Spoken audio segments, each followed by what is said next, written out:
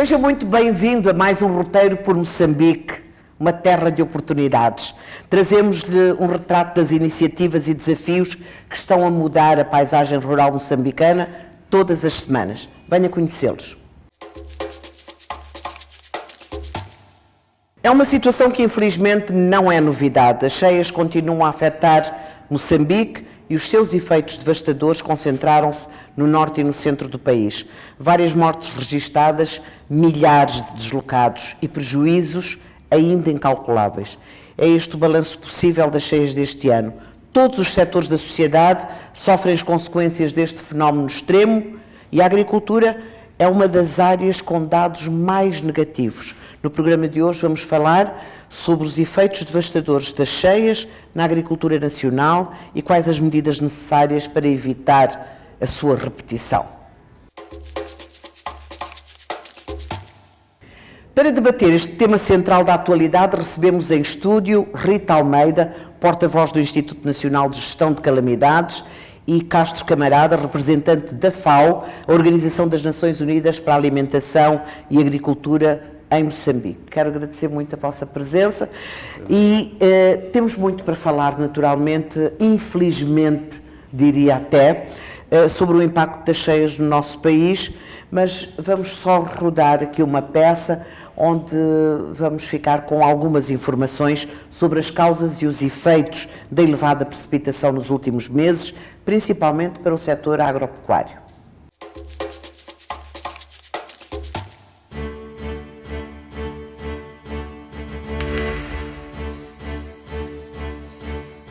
É um cenário recorrente que todos os anos deixa marcas profundas na vida das populações. O fenómeno das cheias continua a causar elevados prejuízos em setores-chave da economia e a agricultura não é exceção. Inúmeras culturas foram levadas pela força das águas e, para lá das mortes registadas, há milhares de pequenos agricultores a enfrentar um cenário de fome.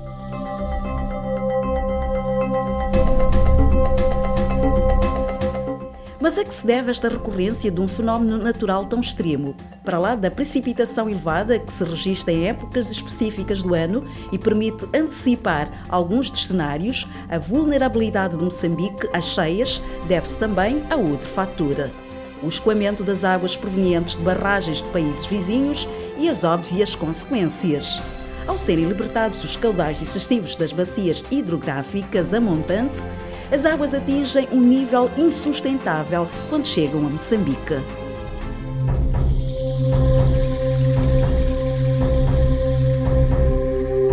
A história recente do país está marcada pela ocorrência de cheias e pelos seus efeitos devastadores.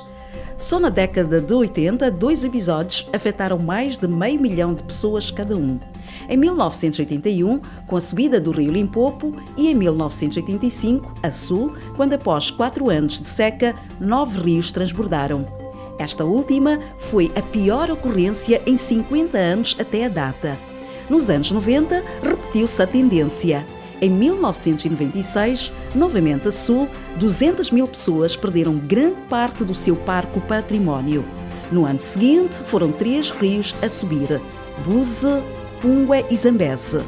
Registro final: 300 mil pessoas afetadas, 78 mortos e um corte do tráfego rodoviário com o Zimbábue que durou 2 semanas.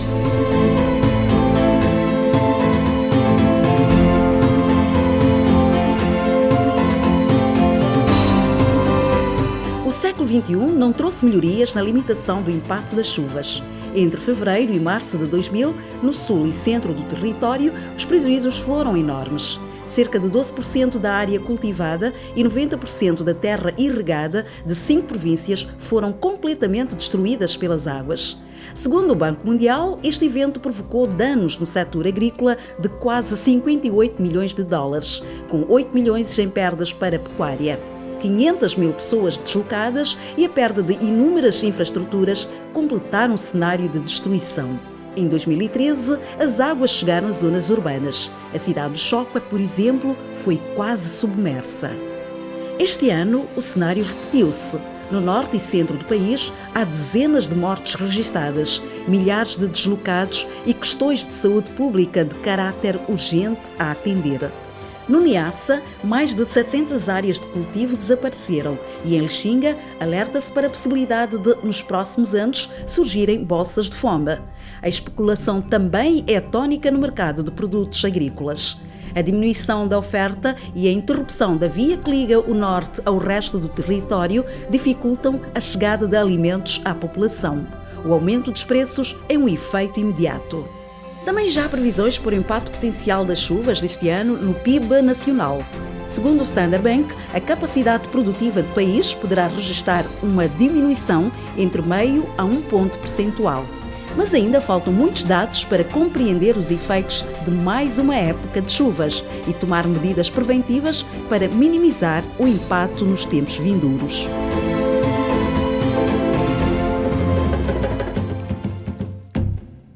Muito bem, mais uma vez agradecer a vossa presença, Sra. Rita Almeida, porta-voz do Instituto Nacional de Gestão de Calamidades, e também Sr. Castro Camarada, que é o representante da FAO no nosso país, a Organização das Nações Unidas para a Alimentação e Agricultura. Sejam muito bem-vindos mais uma vez.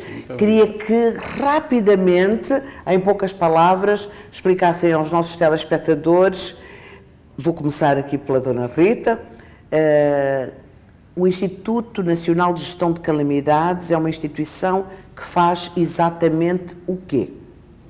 Dizer que o Instituto Nacional de Gestão de Calamidades é uma instituição pública, a sua missão principal é a coordenação das ações de prevenção e mitigação das calamidades.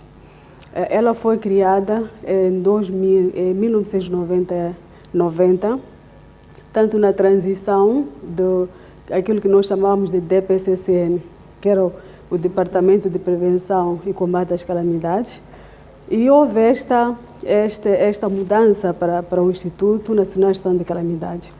E que esta mudança focaliza exatamente, quer dizer, passamos de uma fase em que apenas nós tínhamos que dar a resposta, portanto, dar aquela assistência alimentar naquele tempo de guerra e tudo mais, para passarmos uma fase que era preciso não só pensar na resposta, como também pensar na prevenção, tanto nas ações reativas e proativas. E fomos crescendo e em 2005 foi aprovado o nosso Plano Diretor de Prevenção e Mitigação de Calamidades. Dr. Castro Camarada, muito bem-vindo mais uma vez. As pessoas não têm uma ideia exata do que um organismo como é a FAO faz. Já é difícil perceber como é que funcionam esses sistemas todos das Nações Unidas, mas acredito que um específico como é o da FAO seja mais fácil de entender se for explicado de uma maneira didática, como eu sei que vai fazer. Senhora, muito obrigado pelo convite, para estarmos aqui hoje, presentes hoje. E eu poderia começar por dizer o seguinte: a FAO é realmente uma das agências do Sistema das Nações Unidas, mas dentro das agências nós temos fundos, programas e agências especializadas. E a FAO é uma dessas agências, que é uma agência técnica especializada. E ela está virada para, essencialmente, assuntos ligados à agricultura e à alimentação. Mas a agricultura no sentido lato, não é? Portanto, envolvendo pecuária, pescas, florestas, não é? dentro dessa temática. E, portanto, o que a FAO faz, essencialmente, é ajuda técnica, não é? Como organização técnica, ela traz um input técnico. Em termos do nosso trabalho em Moçambique, assim, muito resumidamente, posso dizer que nós temos... A nossa atuação situa-se em 3 áreas fundamentais. Uma é uma área, digamos, de políticas e estratégias, de apoio aos ministérios com quem trabalhamos, os ministérios da Agricultura e outros, ligados ao desenvolvimento rural, às florestas, às terras, mais nos aspectos de ambiente também, mais nos aspectos de ajudar a delinear políticas, estratégias, por exemplo, a estratégia de segurança alimentar, não é? E damos apoio na concepção dessa estratégia e parte do trabalho que nós chamamos de trabalho normativo, quer dizer, das normas internacionais para que os países obedeçam aquelas normas, por exemplo, fitossanitárias, regulamentos de sementes, etc. Formas a trazer... monitoração. Isso, exatamente. Para trazer alguma harmonia, alguma harmonização no tipo de trabalho que se faz nos vários países. Depois temos uma outra área que é mais de apoio técnico aos produtores mesmo, aos produtores, principalmente aos pequenos produtores, né? E aí fazemos trabalho de campo. Portanto, trabalhamos com comunidades de produtores, com comunidades de pescadores de pequena pesca, de pequena escala, principalmente, e também na área de recursos naturais, etc. No caso, a colega do painel... Eu queria continuar só para acabar. Uma terceira área, que é uma área onde trabalhamos em gestão de recursos naturais, portanto, água, terras, florestas, etc. E também nessa questão dos desastres, do apoio a calamidades, desastres naturais, secas, exatamente, que é o que está mais relacionado com o tema em discussão. Portanto, secas, há uma parceria com... Exatamente. Secas, cheias, ciclones, coisas assim. Com o INGC. Nessa componente nós trabalhamos com os setores, que é o caso do Ministério, mas também muito ligados ao INGC. Voltamos a si, Rita, dando continuidade ao que estava a explicar. Que trabalho é feito ao longo do ano como prevenção? Normalmente, eu que ouço muito a rádio, para aí 2 meses antes de começarem a acontecer as grandes chuvas, eu começo a ouvir anúncios vossos, particularmente na Rádio Moçambique, não é? Na televisão pública, mas ao longo do ano o que é feito exatamente?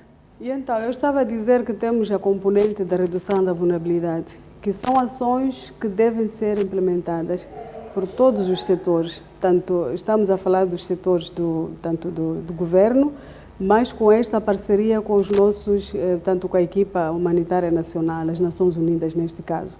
Falávamos das obras públicas? Exatamente, as obras públicas, o setor do ambiente, a educação, a saúde, por aí em diante.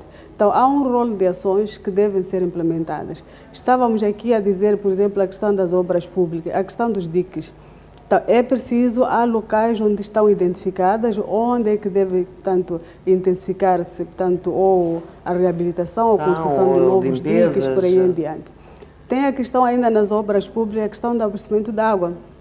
Tanto alternativas para abastecer água às famílias. Estamos a falar de zonas áridas, por exemplo, que já estão muito bem identificadas neste plano. Então, o que é que tem que ser feito naquelas zonas?